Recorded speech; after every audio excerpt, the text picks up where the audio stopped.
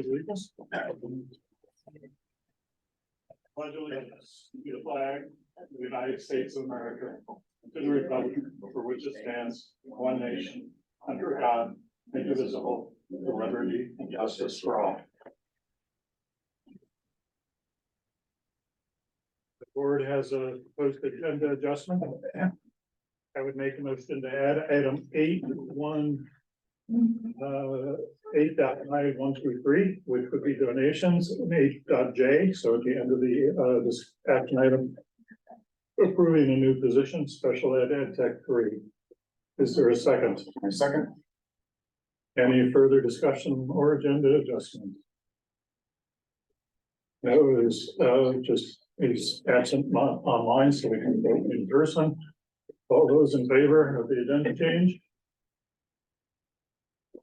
Passes 4-0.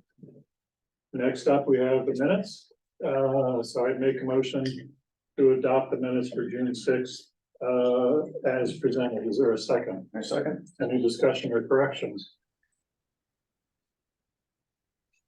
Thank you again, Rachel, for the job. All those in favor? Yeah. Passes 4-0. Next up are warrants. I would make a motion to approve regular warrant 25, payroll warrant 25, main first for May, fuel warrant 4, and van warrant 38. Is there a second? Second. Any discussion? All those in favor? That's 4-0. Next up, the floor is open for public comment. Would anybody like to make a public comment?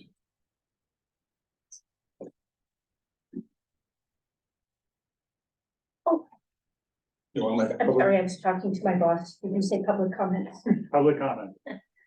Go ahead. Okay. For those of you who don't know me, I'm Deb White. I currently teach at the middle school in social studies. And I believe it's on, and I don't have it right in front of me, but number 8 on your agenda, board, thank you, Sarah. Board goals 8B. Okay, and strategic planning and classroom 3.1, classroom teaching, 4 community, all the staff goals. I'm just going to say it's really hard for you folks to be making decisions about what happens in our 3 schools, in our classrooms, in the cafeteria, in the tech office, in the guidance counselor's office, on the playground. And I think it would bring credibility to some of the decisions you have to make if, as one of your board goals, you decide or make a commitment to job shadow a staff member, an ed tech, a classroom teacher, a lunch person, so that you can see the realities firsthand in each of our buildings. I know it's really easy, and in the way back years, I saw Jake almost every morning in our schools, and often for more than just the 5-minute drop off. There was a little congregation of observation and conversation. But new drop off and drop pickup procedures don't necessarily cause that to be as accessible as it used to be. A chance to check in with other parents.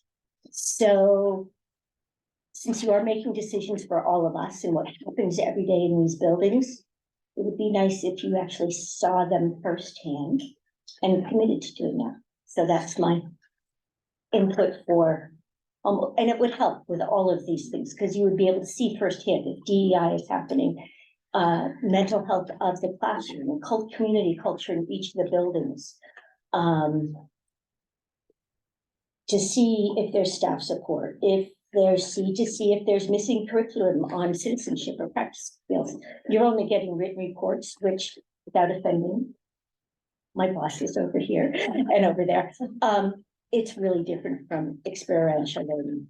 And we try really hard in our everyday work to do experiential learning, because that's how all of us learn best, even the adults. But if you're not experiencing it, you're going to be making decisions without all the facts. So thank you for considering it. Okay, thank you. Any other public comments?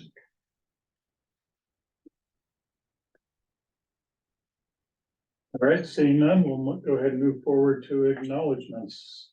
Jake? Nothing.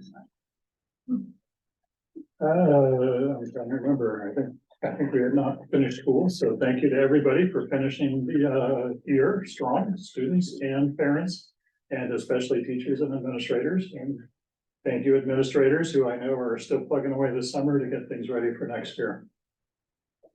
Kevin? Just that it's nice to see so many people in the room. So, thanks for coming. Agreed. Mark? Nothing at this time, thank you.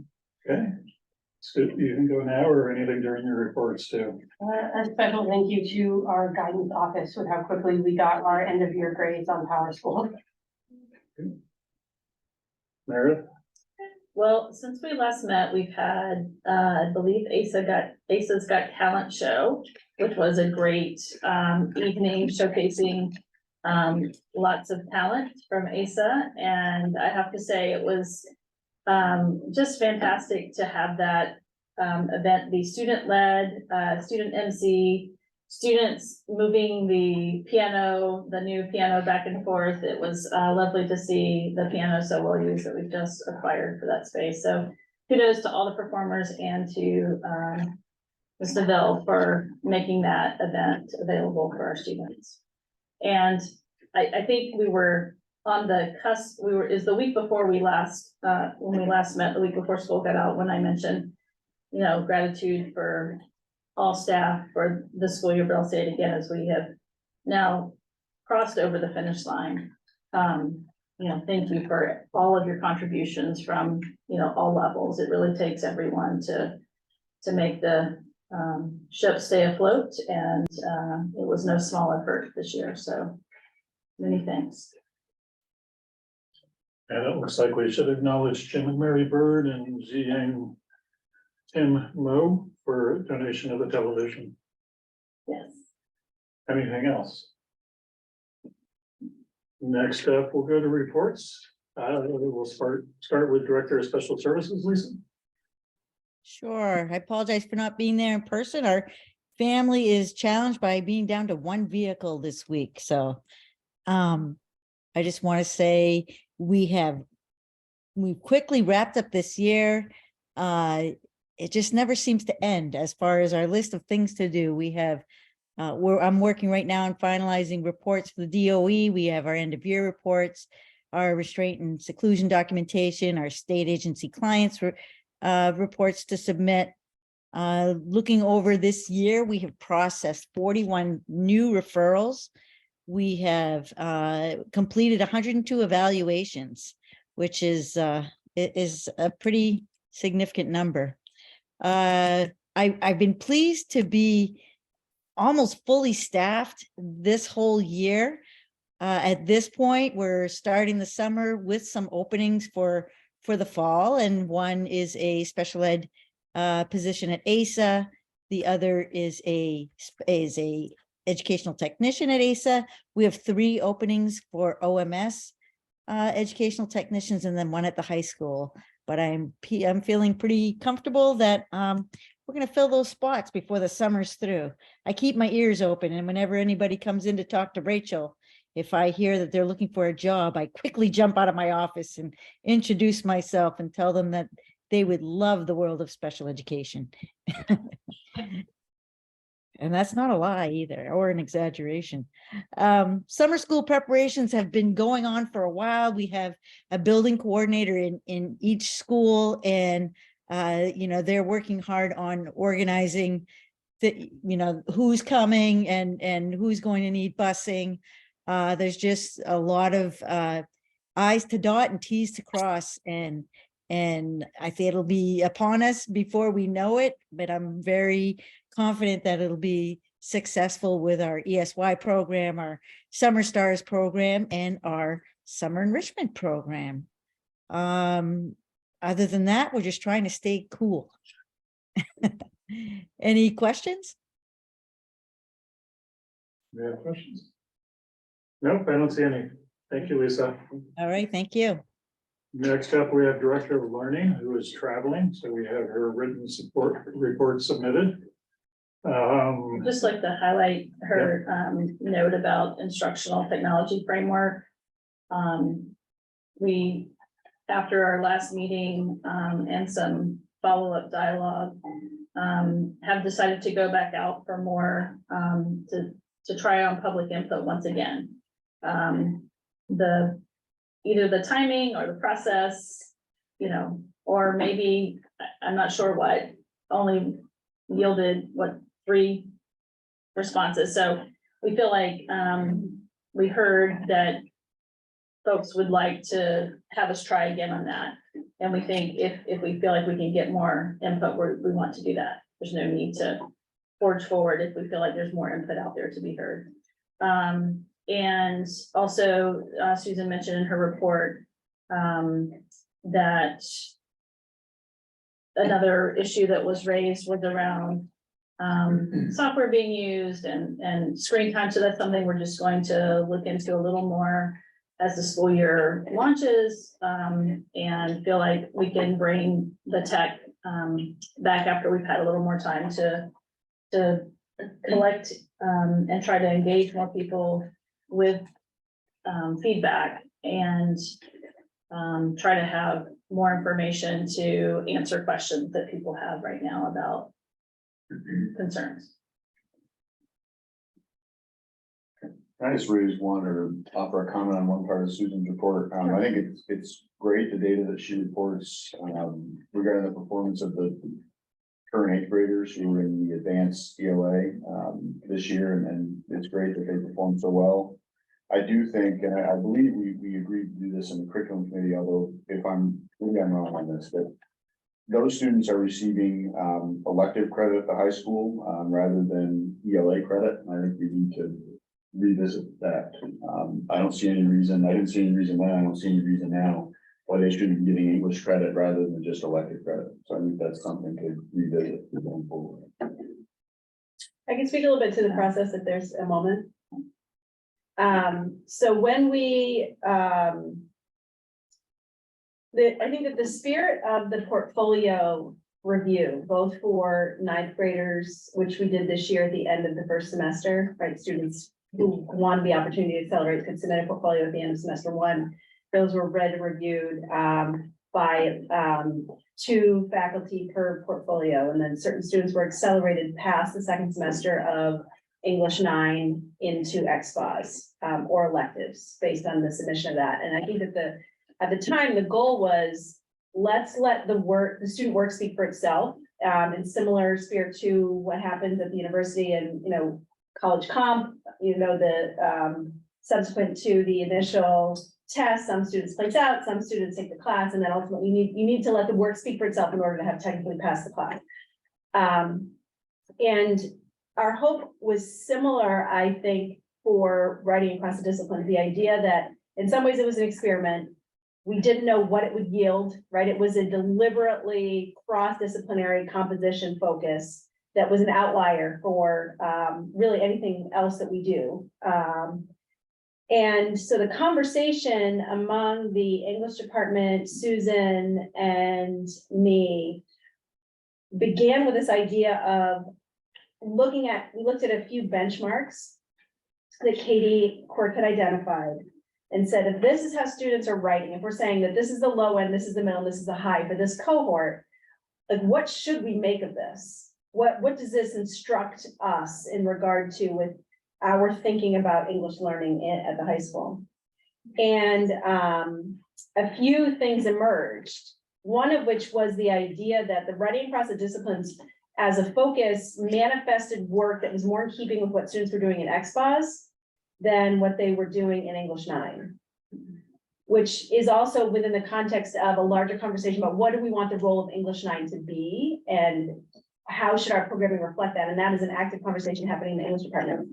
And so there were some, and I haven't read the report, so this may be mentioned in there, but there were some students who, based on their work on their portfolio, have been accelerated out of XPOS as 9th grade students next year. So the XPOS requirement for them is essentially already met, which I understand isn't the same as giving them credit. I was gonna say, so that makes it even more curious as to why they're not getting English credit for it.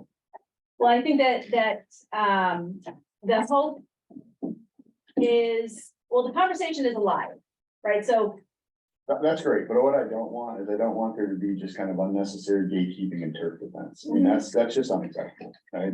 well, one of the facets of the conversation that was sort of touched on and, you know, bookmarked for revisiting when there was more time, was the idea that maybe that the English 9 programming, as we're thinking of it, is really more of a semester-long experience anyway.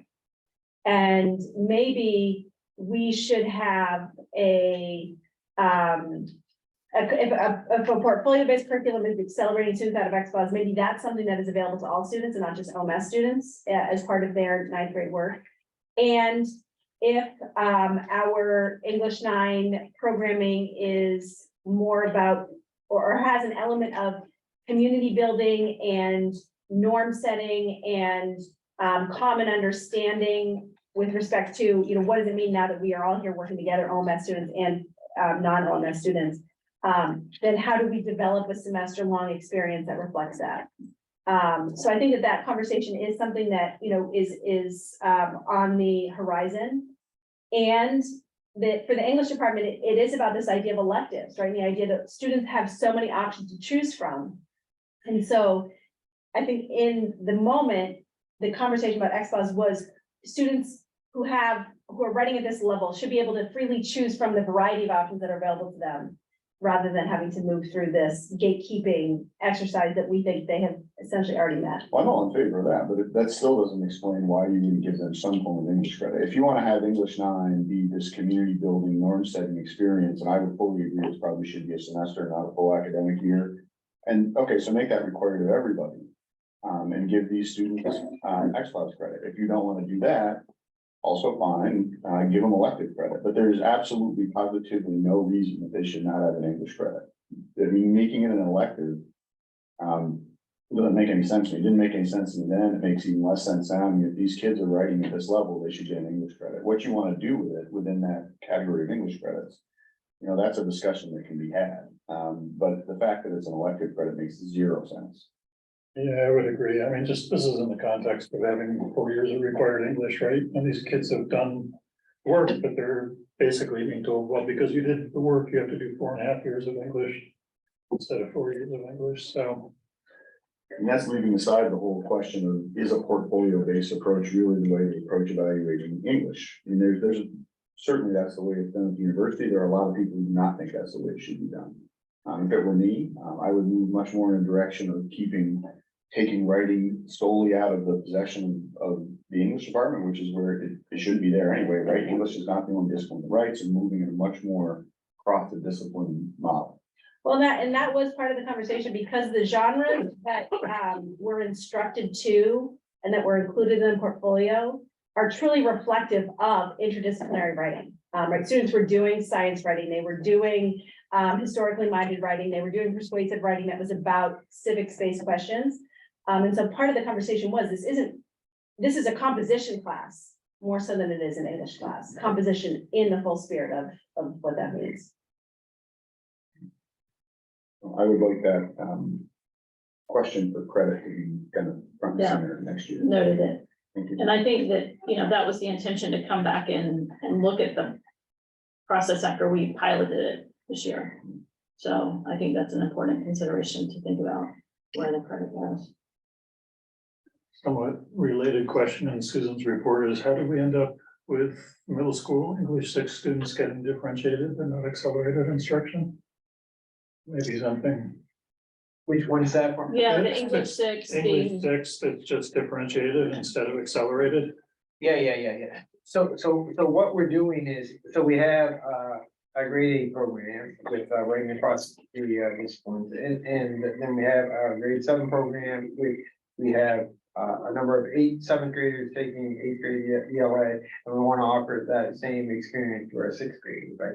So based on our conversation with ASA staff and student needs, and looking at all the papers, what we decided the best approach for next year would be to get those students with us, put them in a common group in our team taught English language arts class, and then look at it within the first month of school, kind of like, you know, once they ease in that transition time. But the recommendation coming out of ASA was that no students at this time would be ready to begin the year in seventh grade ELA. It's a cohort specific. Cohort specific, okay, Yeah, they're using it more like a flex model, like math does. okay. Would these students at some point have an option to develop into taking eighth grade and seventh grade? That's correct, yes. Okay. Yeah, I just continue to think having those acceleration options is really important, but you're right. I know that in particular is a small class, so Yeah. statistically. Yeah. Different things can happen with different sets of students, so. Anything else on the virtual learning report? Okay, next up, we have the student report. Okay. Starting out with school culture, the student council held their annual Coachella last week, and it was a major success. Shout out to Ms. Clark, Ms. Emerson, Ms. York, student council, and all the performance volunteers who made it possible. Graduation went wonderfully on Sunday, June 11th. Congratulations to all those who graduated and all those who spoke. Eighth grade graduation was last Monday. Congratulations to all those students as well. Asa Adams had their annual firefighter field day and sounds like they had a blast. Spring sports came to a close. Major shout outs to the boys tennis team who won Northern Maine Championship at Bates College and also had a really great run at the finals, the state finals. And track also won their Class C state championship and also the sportsmanship award. OMS held their dance a few weeks ago. Class of 2024 senior pictures are due on October 14th. I'm gonna have to get on that. Next on academics, finals finished on Tuesday, June 13th. Congratulations to all students who showed up. AP test scores will be coming out in early July. Student grades became available in Power School for Q4/semester 2 last Friday, June 16th. As for activities, summer sports will be starting in the next few weeks. The OHS enrichment program will be starting later this month. The OHS annual yard sale will take place fall of this year. Please make sure to set aside any donations if possible. There are no students concerned at this time. Great, thank you. Any questions? Or, no, seeing none, we'll go ahead and move on to the superintendent report. I have a new resignation to share. We received this right at the end of the school year. Christy Boyd Lane, who has been with the district for a long time at the high school, a business and technology teacher, let us know that she would be retiring at the end of the year this year. So we add that to our current openings. We're bringing you 2 recommendations tonight. But first, I just want to thank Christy for her service to the district, and we will miss her. So we'll need a board rep for a committee that we're just getting an ad prepared to get out for this opening I just mentioned. But we also need a board rep for the OHS alternative ed committee. So that's, I announced the resignation last meeting, but I forgot to ask for a board rep for that committee. So we'll need that. The openings, we still have, Lisa mentioned that ASA special ed teacher opening. So we already have someone serving on that committee. We're just still holding the ad open, looking for more applicants. The alt ed, the choral teacher, middle school, high school choral teacher, we're still holding that open, that ad open. We also have openings, we have a long-term sub at OMS for math that's been advertised. We have a teacher going out on leave in the fall. And 2 open custodial positions, and that's in addition to the ed tech openings that Lisa mentioned earlier. So in terms of the board, I'll need those board reps for the 2 committees. But I'm also, you know, hearing from the choral committee and just looking at the lack of applicants coming in. I'm concerned about that position. That's something I might come back to you and ask if we can restructure it somehow, but I need to talk further with the admin team about that.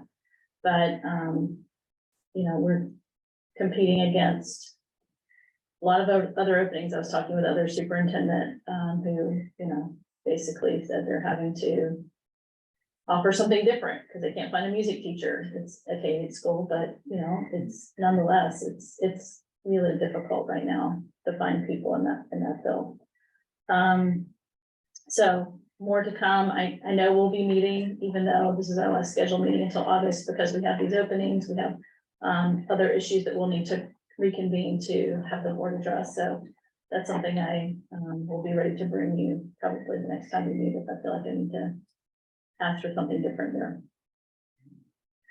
So do we have anyone interested in serving on either the OHS technology instructor committee for I'll do the? that one since I've been derelict Okay. for a number of positions, so I'll do that. Okay, and then the OHS alt ed position. Okay. All right, thank you. After our last board meeting, when Kevin spoke about UTC and the satellite programs, or the exploratory programs, I think they're calling them, that are starting in some other districts in our region, Meredith and I reached out to the director and had a meeting last week and talked a little bit, or learned a little bit about what other districts are doing and what would be required in order to start a program here. You know, space is an issue that we have to solve. It's it requires, you know, at least a classroom. Depending on what kind of programming you do, you know, would inform what kind of classroom space you would need. The way it's designed is to offer a set of experiences in what is determined to be high interests from your own population. So what might be, you know, interest from the Orono High School population could be different than what the Old Town data revealed from Hamden and other places. So they would do some, help us gather that kind of information to look at what interests our students are showing. And the state funds right now, it seems like there's not a end to the funding. She said they did indicate that they were hoping that each tech center could start 4, and they're at 4 now with their current plans that they've submitted. The thing that I think could set us apart is the fact that we maybe could integrate a middle school component in ours, which there's a lot of interest at the state around moving exploratory technology education into middle grades. That's just, you know, something that we need to talk with Richard and middle school staff about how that might be integrated as part of their programming. If we offered something that could be a 6 through 10, it's designed to be through 10th grade, although I don't think it would preclude older students from necessarily taking it if they wanted to. The whole idea is that they get to experience enough that they have some ideas of what they might want to plug into, and they get the opportunity to attend UTC. So I'm probably going to get this wrong, but Old Towns has things like, they have a carpentry component. You might have to help me.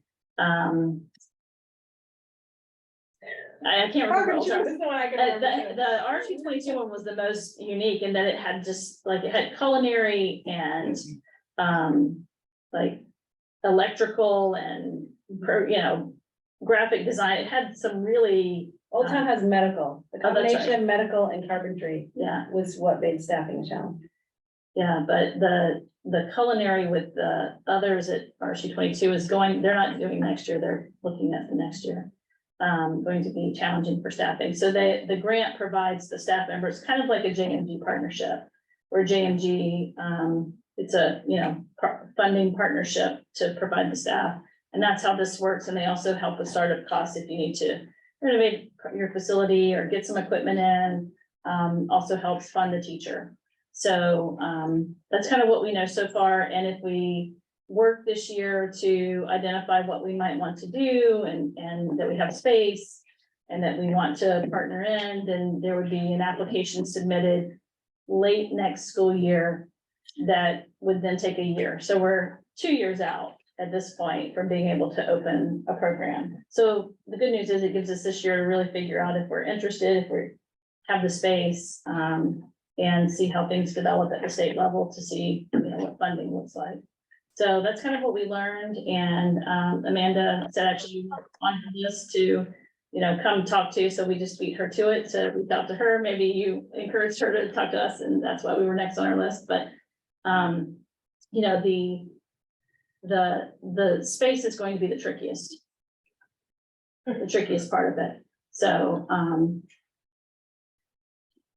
but, thinking about gathering some information about what student interests might be would help us decide more about space needs. So what's the next? Is the next step determining if we're interested, or is the next step determining what student interest might be, or? Yeah, it's the student interest piece, I think, would be the next big piece to work on, because what that yields helps us think about space. Do we have to, let's say that, you mentioned the combinations in Camden and Old Town, let's say the students come back, there are 5 different categories they indicate they might be interested in. Can we, you have to take all 5? Can we can pick what we want out of those? Right, and you can consider, what you think you're able to accommodate. Right. So, the student interest doesn't necessarily have to drive in a, one-to-one correlation. I think it should inform what you end up doing in your program. But it's not a requirement that it has to match completely. The goal is 4 programs over the course of the year for students to. Within one school, or Yeah. in our case, maybe middle school and high school, which I think would be a great idea. Just anecdotally on the tour, Amanda said that our top 2 for next year are audiovisual and medical. That we are an outlier in the region for the number of students who want to do audiovisual. I remember when AV pushing harder. It's a little more complicated now. Especially with our proximity to Hudson, there's a lot of people that go to Hudson for audiovisual stuff. But we should definitely, I think, in my opinion, take that step to start to gauge student interest and get ourselves ready to go if we decide we want to do it.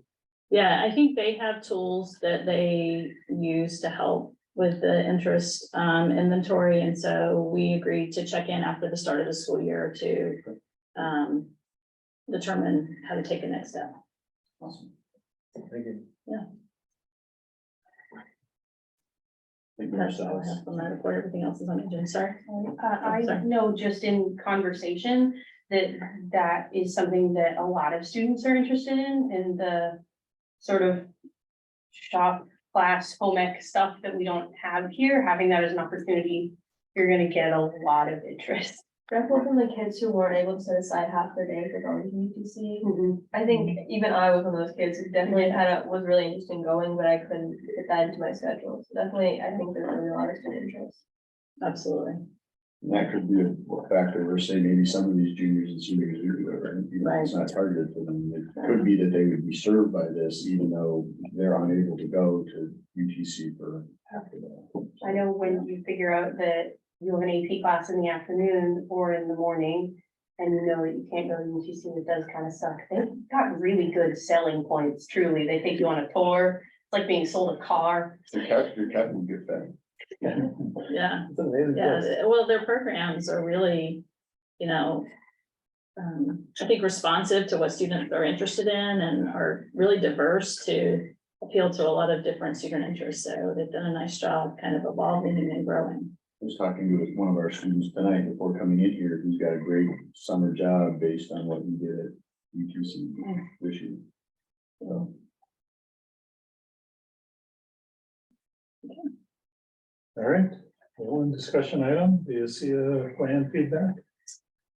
Yeah, so this is something that Susan will be doing, but I'm standing in for her. So typically at this school year, this meeting, we look at our draft plan for our ESSA funds, not to be confused with COVID ESSA funds. So this is the every student, no, Elementary and Secondary Education Act. I started to do the COVID acronym. So it's the federal entitlement funds, Title I, Title II, Title IV. And we aren't changing our structure for how we're using these funds. Interestingly, Susan mentioned several meetings ago in one of her reports that the state was changing how they calculated funding eligibility. And we were feeling uncertain about what that would mean. All schools were feeling kind of uncertain about what that would mean. They were moving away from free and reduced lunch because with the free lunch program statewide, schools are having a difficult time getting free reduced lunch forms to accurately reflect that percentage as we have in the past. So they changed the way they're calculating it and only and are basing your allocations based on your direct certification numbers. So those are students for whom there's a state eligibility. So students who are in the state system in some way receiving state support, either through DHHS or through like the SNAP program, their family. So those are direct certification students. So actually based on that, we did better than we were doing on the free reduced lunch data. So we're feeling really good about this change now, even though we were uncertain. So it resulted in, I think Susan said, around $16,000 more in Title I that we saw than what we had been getting. And our numbers for our funding for Title I had been shrinking a bit each year just because of the challenge of getting forms. And so it was a nice, surprise to see that the change actually helped us. So one of the things that we do, that we've been doing for several years is taking Title IV funds and dividing them across Title I and Title II. So we can really have enough in those two programs to meet the needs that we're setting out to try to meet. And Title I, it's all focused at ASA, and it's the intervention program that Carrie and Maddie were speaking of earlier, focused on math and reading intervention. So we pay for 3 ed tech positions down there to provide intervention, and then some associated costs for the program. We also have some set-asides in that program for homeless McKinney-Vento students, and set aside for ESSA coordinator. One of the things we did with some extra funds that we had is we set aside some money for our expanded summer school that, we're trying to maintain and fund after the COVID money is going away. This year, we're augmenting the program with some ESSA funds that came from homeless and MLL, special kind of COVID funding. So this will really help us next summer when we're trying to bridge that gap to maintain that expanded programming. In addition, in Title II, that one is focused on professional development needs, and you can see that it also, but in addition to that, it has some funds to help us fund ESSA coordination and our director of learning. The professional development priorities for the Title II funds she has laid out there. They're similar to what we've done in the past. A few of them, like, the regional partnerships with PrEP and MCLA are important regional networking and opportunities for us. Also continuing to fund professional development around DEI. And then a couple that are a little different. One is an area that we've identified, but both on, staff surveys and kind of our own thinking about in the DEI leadership team about where to go next is some specialized training on supporting students with socioeconomic challenges as, a marginalized group a large marginalized group in our school population. I think, the data we just saw, it hovers close to 30%. And having some professional development around that topic specifically. And then also some support to help us continue our work around curriculum revision with a DEI lens. And that's going to take some resources and some time to help us work through that, because, it's, people are at different places on the journey, and we really need to find the right tool. And, it's not, as we talked about, I think in either curriculum committee, I think it was curriculum committee last meeting. If we could design that tool and sell it, I think we could solve some of our revenue problems in the district, because it's just not out there. Like the one tool that you could just pull off the shelf, that at least for us, doesn't seem to, we can't find it. So we need to focus some funds there to either develop our own, or to, work further to figure out how we're going to give people support to engage in that work. So this is the plan right now, and it's open, for some feedback. If you have any ideas or questions about this, we submit the application later this summer. And correct me if I'm wrong, but I think it's supposed to be an opportunity for public input as well. Sure, yeah, So, I mean, if somebody on Zoom or somebody not on the board wants to speak up, they're welcome to as well. I mean, seems to be working well, so I certainly support it.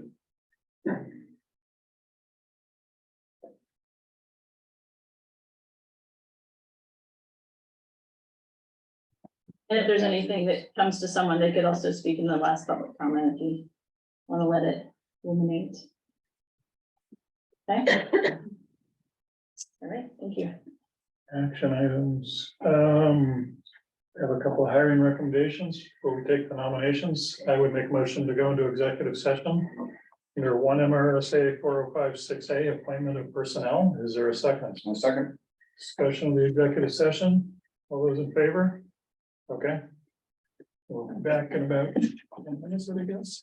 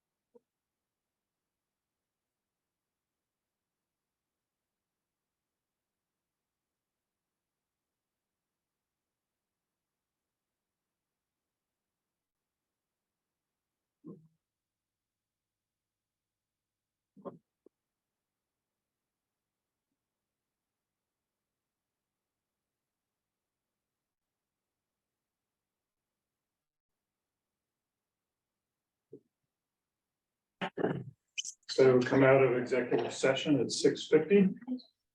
I guess first on the agenda is the phys ed. So Meredith, you have a nomination for ACE physical education teacher. Yes, I nominate Nate Case for this position. I would make a motion to authorize the superintendent to enter into a contract with Nick Case for physical education at ACE. Is there a second? My second. Any discussion? All those in favor? Welcome. Yeah, I saw him on Zoom, so welcome aboard. Congratulations. You have a nomination for ACE behavior coach part-time. I do. I'm nominating Maddie West. Okay, I would make a motion to authorize the superintendent to enter into a contract with Maddie West for part-time ACE behavior coach. Is there a second? Second. Any discussion or questions? All those in favor? Welcome, not welcome, but congratulations, I guess. The other half of you. Welcome more often. Yeah. Yeah. I don't think we have any co-curriculars, do we? Did you- Yes, Yeah. a big Those are list. really different. Very long list. Okay. Please, you'll, Yeah. To approve the slate of co-curriculars as presented. Is there a second? I will second. All right, I do normally read them, but this is, people want me to read this list Just say as presented. as presented. I think we'll leave it at that. I know there's public. It's mainly high school. And it's available online, right, It's, if anybody it's, wants to. links, yeah. It's all high school. So did we get a second? Yes, I second. Okay, any discussion or questions?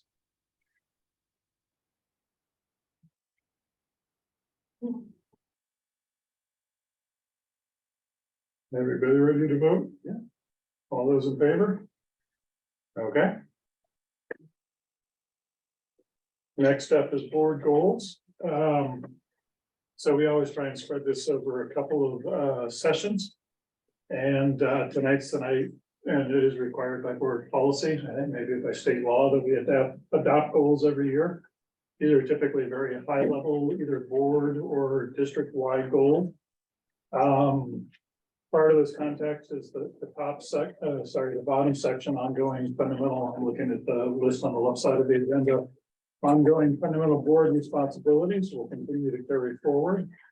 And at least for now, the student growth and achievement values will continue to carry forward. And so we're looking for a new set of targets for the coming year. Noting Deb's suggestion, which is not really a board goal at the level of these topics, but I think that's an interesting conversation. We typically do talk about board professional development. I suspect there are many teachers who would be horrified at the notion of board members shadowing and walking around in the school, but I'll clarify, it's not for evaluation purposes, it's so of course that not. you can do your job better. Yeah, I still And you suspect can that- ask who would invite you in. Still suspect there'd be some. But but research anyway, is not a good one. the conversation for another time. So, Brian, is there a document in the folder somewhere with these, It's on the it's agenda. on the agenda. just those letters? Yeah, it does. That's everything that we came up with last time. Obviously, the goal is not to come out of here with 10 goals, so there's trimming to do. You're not counting the sub goals. I'm not counting the sub goals, right? So if you, 15 goals for sure. Yeah, so, and this is a conversation I would certainly, want to hear from the students about the goals setting for the year or two. And at the right moment, maybe after we get a little more formed thoughts from the board, we can pause and we all can do it, this back up to public comment as well. As I walk through, I'm just gonna give you my opinions, which doesn't have to be other people's opinions, but the DEI work, we're committed to it, has to stay on the list. Strategic planning, we're committed to it, has to stay on the list.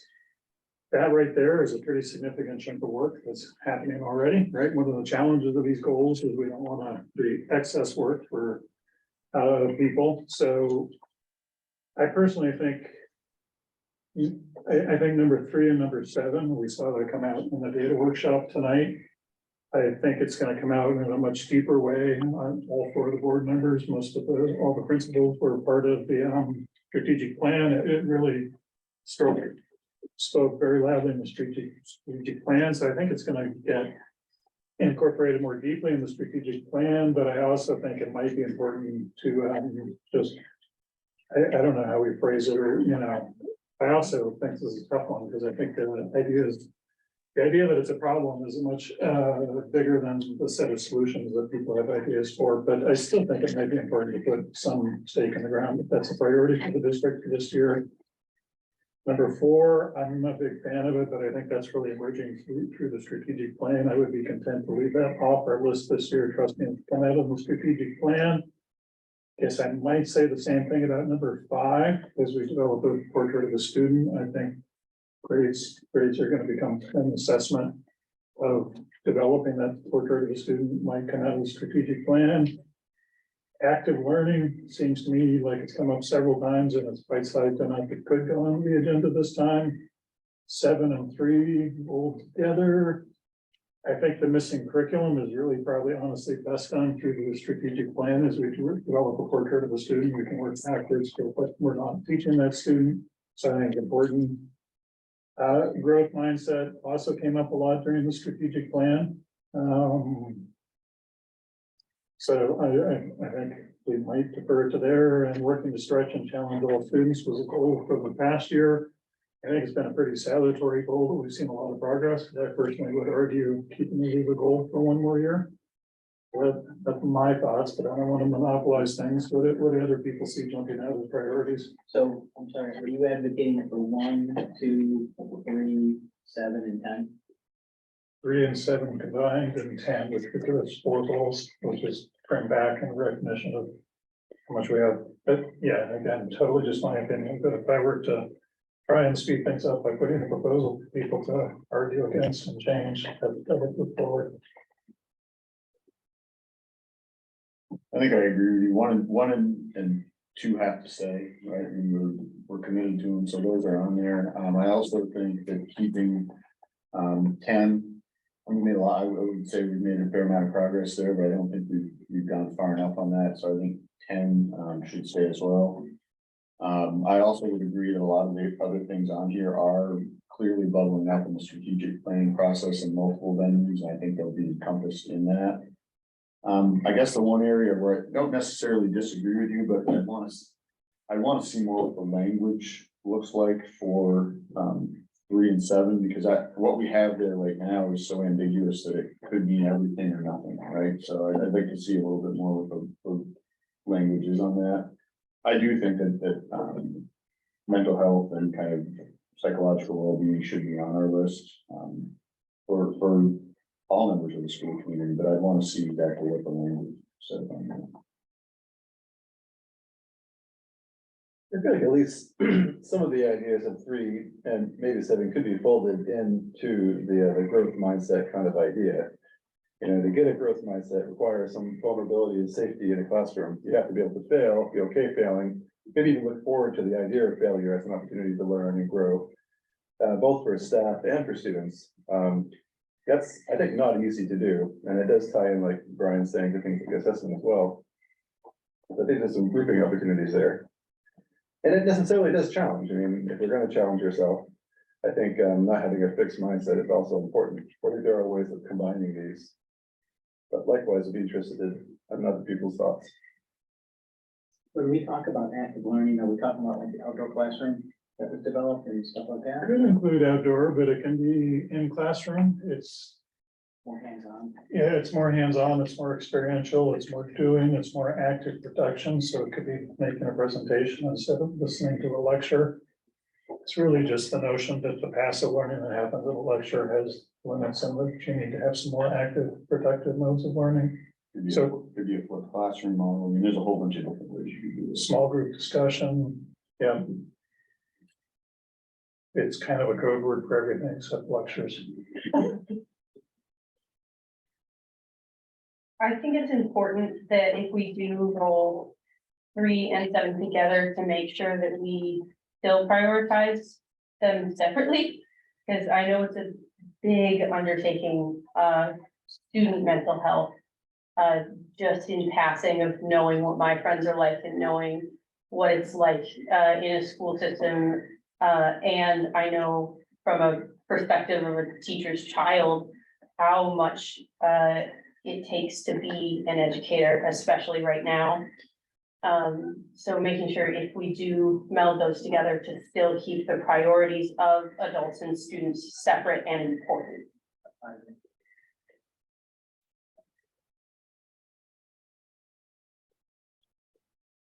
Rachel, could you make me a co-host so I could share a screen?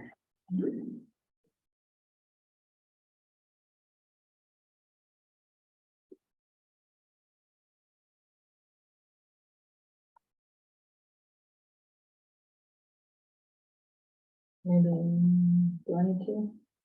I usually, Oh, you're the host, yeah. I can do it, you know. I used to be able to do it. I know, then get that away from the host.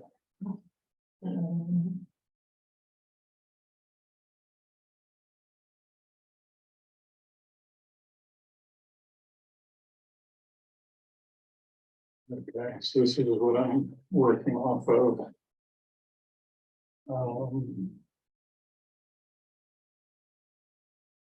Yeah, so I agree with you, Mark, that the language is important. I don't think we're gonna come up with a deep set of goals or actions or metrics, but I do think it's important to acknowledge it.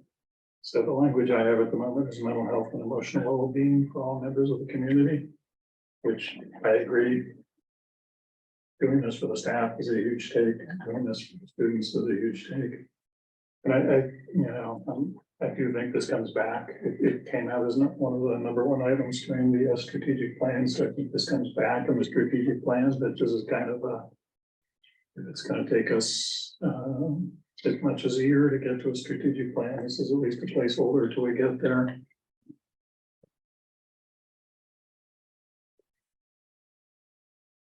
So I guess.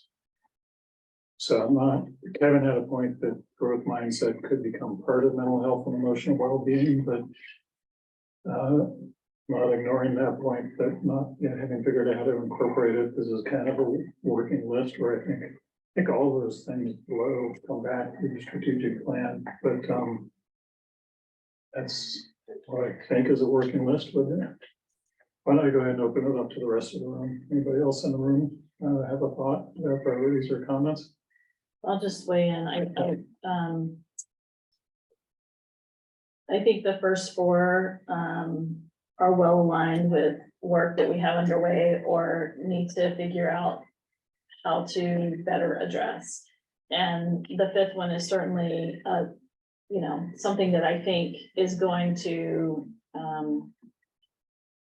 perhaps be an outgrowth of 3 of 4 of curriculum work, lots of work going on. So I guess I'm interested in how that, as a stand apart goal of the board. I'm not sure that I would put that on the list right now. And I think 4 seems like the right set to realistically think we can focus on, in addition to, the curriculum work we know is happening next year and the NEAS work at the high school. The curriculum work next year being ELA and VPA. ELA in particular is going to be a big lift. There's a lot to dig into there. So I would advocate for the top 4 for the coming year, and then, see what comes out of the strategic plan. And I think the strategic plan will really guide us in some of these areas to move forward and then beyond. I can certainly support that. Other thoughts? Any other thoughts?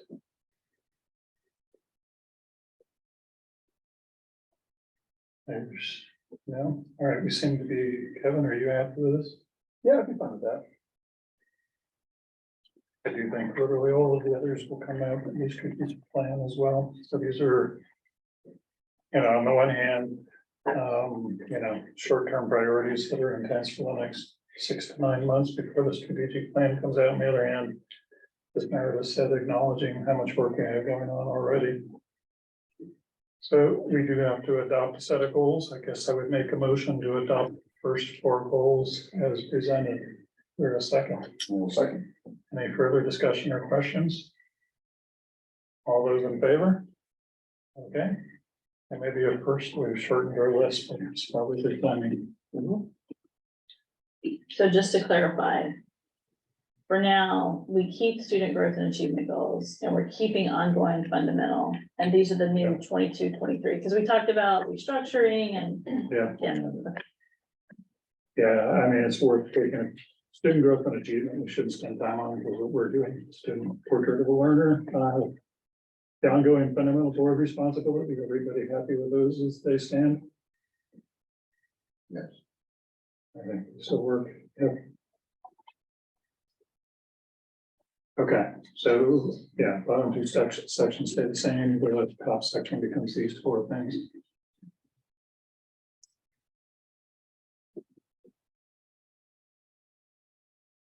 And I can send those to you, Rachel, Stephen, after this dinner. Okay, next up, approve administrator contracts. So I sent you, that information. If anyone needs a copy, I have them. I have copies here. And so I would just ask that you approve these, administrator contracts as requested, as presented. Yeah, I would make a motion to extend the contracts of all administrators on the list to, what would be June 30th, 2024. With pay raise percentages as presented. Is there a second? 2025. 2025. Yeah, thank you. Second. Any further discussion or questions? All those in favor? Okay. Thank you to all of our administrators. It's been a hard few years. I think you guys have all done a great job. Thank you. Next up, contractor and bid for the Asa Kitchen project. I shared with you the bid results that we got last Tuesday from Haley Ward. We had a bid opening for the Asa kitchen and adjacent room remodeling project. The low bid is the bid that we have selected, and it's Hardy Construction, and we would ask that you approve that tonight so we can move forward with them. The bid came in at $197,712. It's in the neighborhood of what we expected. When we last went out to cost estimation, the scope of the project was a little different. We have since taken some things on ourselves that was in the project when they bid it or when they did cost estimation. So cost estimation was a little higher, but we've taken on more costs. So overall costs are up a little bit, which is not surprising. That was 7 months ago now, did that cost estimation happen? So with this bid and with our architect's fees, our self-managed components, the project total is up at $261,724 total. It doesn't include any change orders. If we have change orders, that will have to come from our own contingency lines. But we're happy with this bid. We feel like it's a fair bid, and we feel good about the contractor that was the low bid. So if you approve us tonight, I would ask that you just authorize me to execute a contract with them. I currently sent the draft the lawyer has the draft contract right now, just doing a quick review. It's the standard boilerplate contract, so I don't think there's going to be anything they would advise us on, but I'm sending it out nonetheless. Once we sign the contract, they have 90 days or establish the start date, which will be right away. They have 90 days to complete the project. So We'll be done before the school. no. 90 days. 90 days. Yeah, no. 60 days. Yeah. Close. I would make a motion to authorize the superintendent to enter into a contract with Hardy Construction for the renovation of the old Asa kitchen to exceed 200,000. Is there a second? Second. Any discussion or questions? All those in favor? Passes 4-0. Next up is a MOU to have a van driver classification, the ESP collective bargaining agreement. You may recall that during budget season, we talked about establishing a van driver classification to add a couple of internal capacity, instead of having to go to contracted service busing to accomplish. One is the morning and afternoon Bangor Regional kind of van service that our maintenance director has been doing this year, backed up by custodial staff, and that's not sustainable for us to continue with that. In addition, we wanted to add midday pre-K transportation as an option for families, and so having a van driver and really allocating probably the white van to student transportation full-time will allow us to provide those things internally. And so I worked with Shauna on behalf of the OEA to develop a memorandum of understanding to add this classification to our collective bargaining agreement, because we don't currently have any drivers in our collective bargaining agreement since we haven't been doing internal busing. We've been contracting that out. So she and I developed this, and I'm gonna, you know, bring it to you tonight, and if you approve it, Brian will sign, and then Shauna will come and sign it as well. And that bridges the gap until we can go into negotiations next year with our ESP unit, and which in that point will be added into the contract. I would make a motion to approve the memorandum of understanding between the OEA and Board of Directors establishing the van driving classification. Is there a second? Second. Any discussion or questions? All those in favor? Okay. You must remember to have you sign 2 of these. Oh, for us. I have to Okay. sign, yeah. Okay. Here's 2 copies.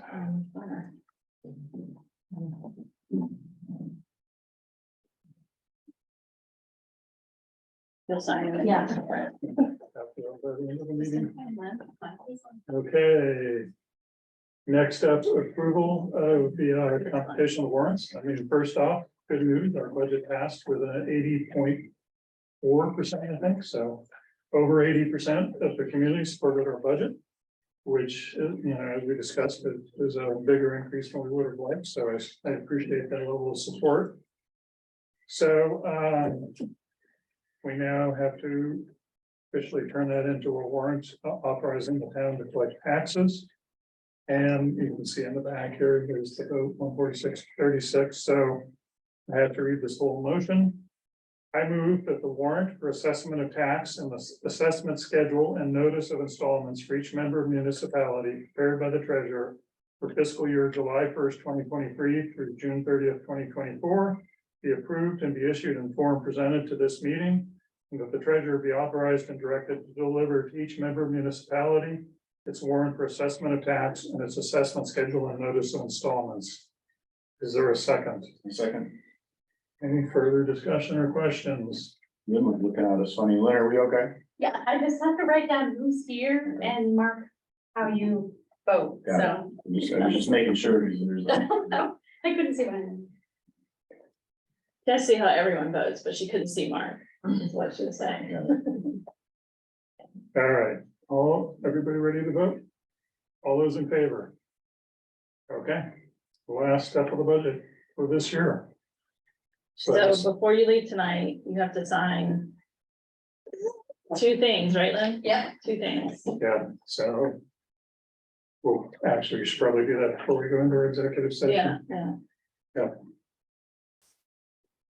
Okay,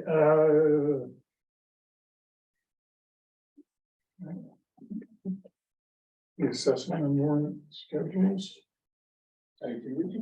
What we just approved was the declaration of the votes, right? Yes. Yeah, We then need to do the approve assessment warrant. Lynn, did they separately approve the, But that, what he just read approved all of it. They just okay, need to yeah, it sign was in the, separate documents. so that yeah, it was includes, in that language of that motion. Yeah. yeah, F and G. Okay, on to policies. This represents the final output from the policy committee for the year. I've mentioned a couple times we needed to work through JLF and JLFE, reporting child abuse. Area of the law is changing pretty actively, so we decided we needed to move out of our existing policy into the Drummond and Woodson, but on the other hand, there were a number of areas where the Drummond and Woodson was kind of legally covered the bases, but was not necessarily a explicitly clear policy for staff, and in particular, Drummond and Woodson wanted to make sure, institutional responsibility that it was reported to the principal and the principal reported, but we also put back in that the employee should report. So that's district preference or option. So we've kind of took the Same Drummond, current practice. Yeah. current practice in the district and took the newest Drummond and Woodson policy to pick up a number of changes with respect to training and things, but then reverted that back to our old policy. So it's sort of a blended policy. So I would make a motion to approve. Anybody object if we do JLF and JLFE at the same time? E is just the form that goes with JLF, and it's basically the form we've been using. I would make a motion that we adopt policy JLF and JLF-E as a revision as presented. Is there a second? Second. Any discussion or questions? All those in favor? Passes 4-0. BEDH is an active area. There was so there's two pieces to this. So there was a recent court case which gave the board some additional, well, it was an ambiguous area in the law. It hadn't been decided in the place that was binding for the state of Maine. And it at least had a preliminary decision that gives boards the right to limit public comment to not addressing individual employees, which I think comes as a great comfort to a lot of individual employees. We just updated our policy to make sure our language is conformant with the court. We have to be content neutral, which means if we don't allow negative comments directed at individual employees, we cannot allow positive comments directed at individual employees either. But that is the sum total changes that we've made. We've kept a number of other local customizations for as far as time limits and some other things go. So I would make a motion to approve policy BEDH and the public statement, public comment note as presented. Is there a second? Second. Let me just explain the public comment note.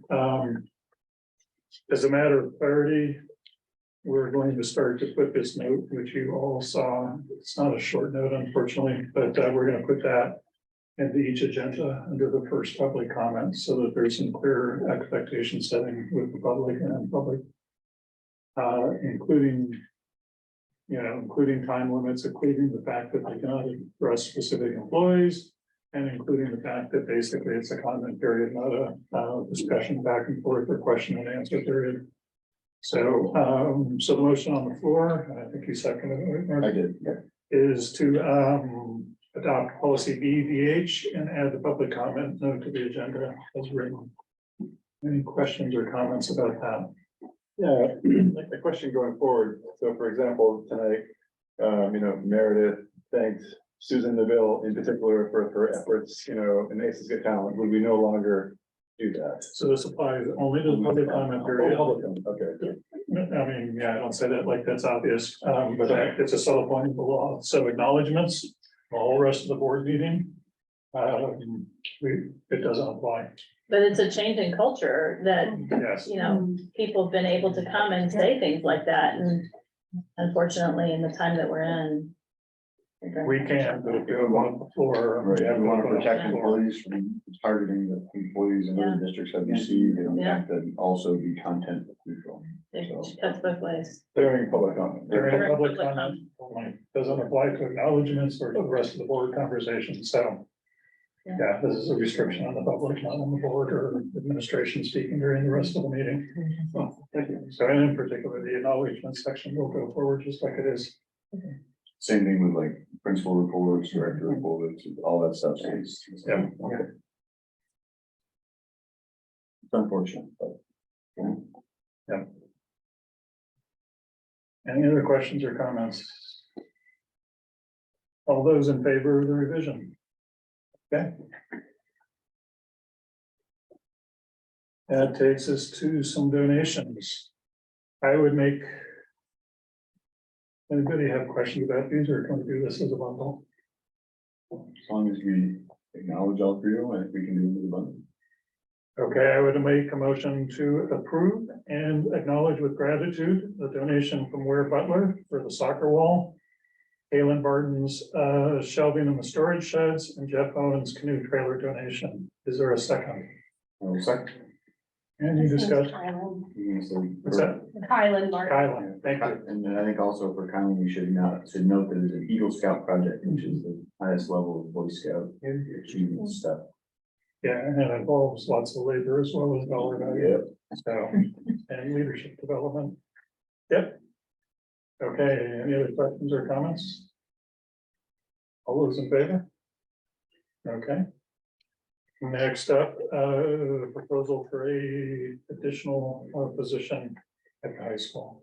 Yes, Lisa brought this request. She has a need for a one-to-one ed tech at the high school for a new student that we are getting in the high school.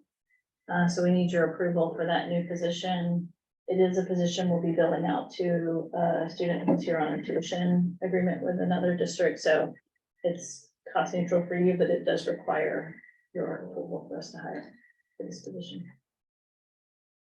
So we're just creating the position. Right. Lisa, do you have anything to add to that?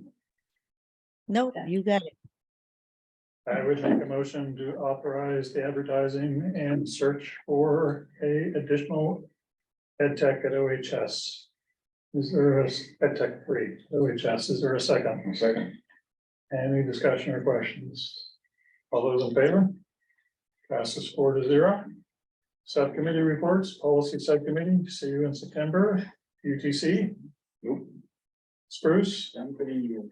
Curriculum, I think we already, yeah, Susan had some information in her report about that. yep. Facilities and building, football field, I know we talked a lot about that last time, it's done, it's being watered, we're on the hook for the grass for the next, I think, 60 to 90 days. I think they're on the hook for 30 days. 30 days. I think it's Okay. 30, isn't it, Bill? 30. But I've been getting photos from Bill every day, so we're watching it carefully. Basic Kitchen went out to bid, there's ongoing work to get the new central administration space.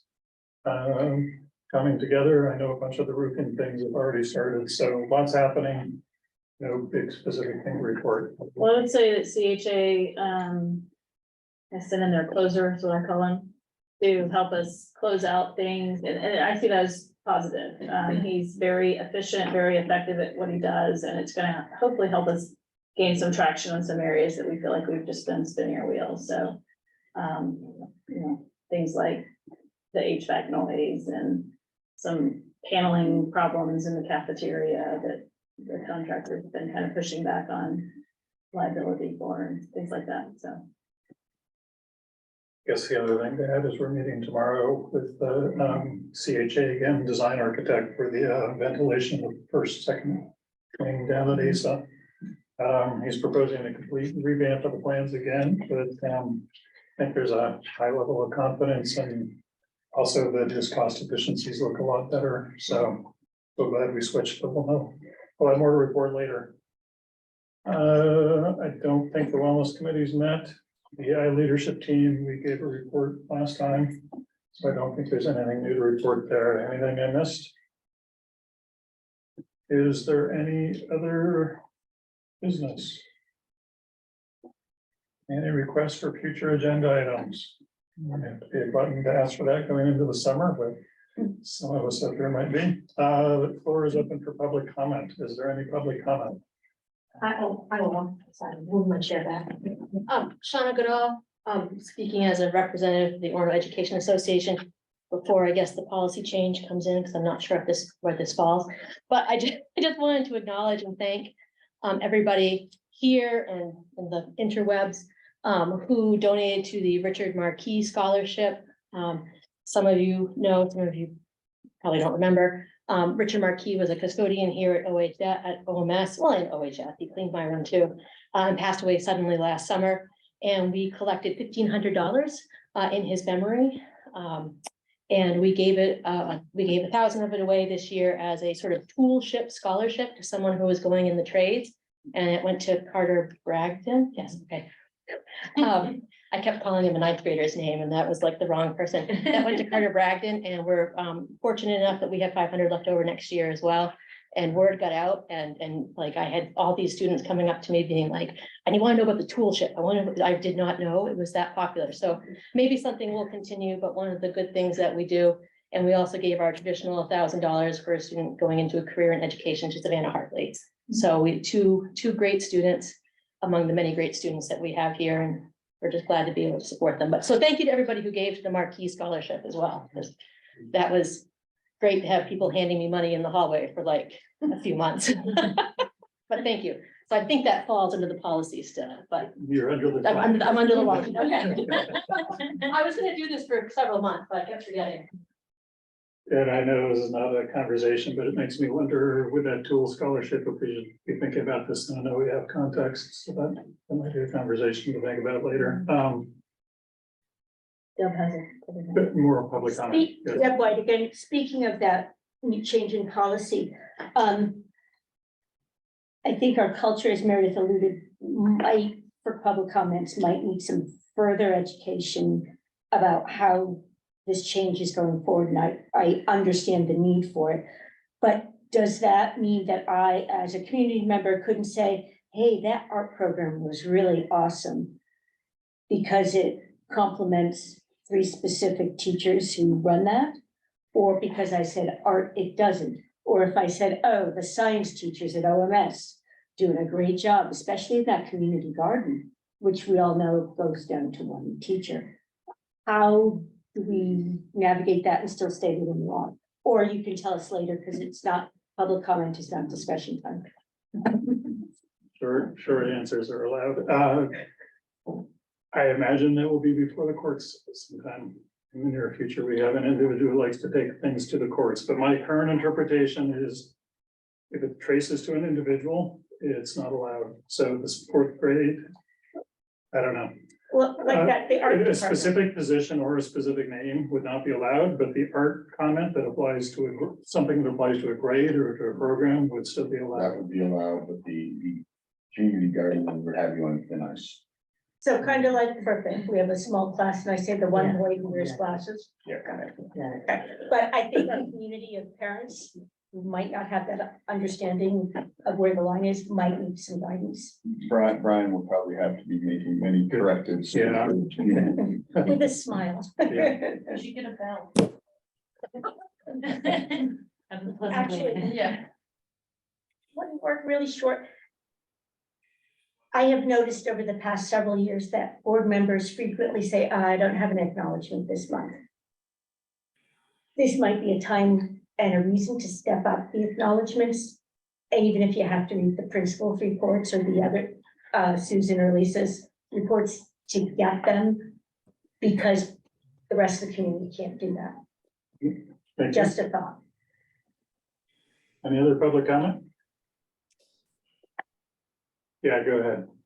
I was just gonna, I had to step out for a second, and I know that Meredith commented that we're really struggling to find staff in the arts and the performing arts, so that the choir director, is there any, or just as a comment, would it be possible to look at maybe the combination of some of the performing arts stipend positions to combine? Would that make it more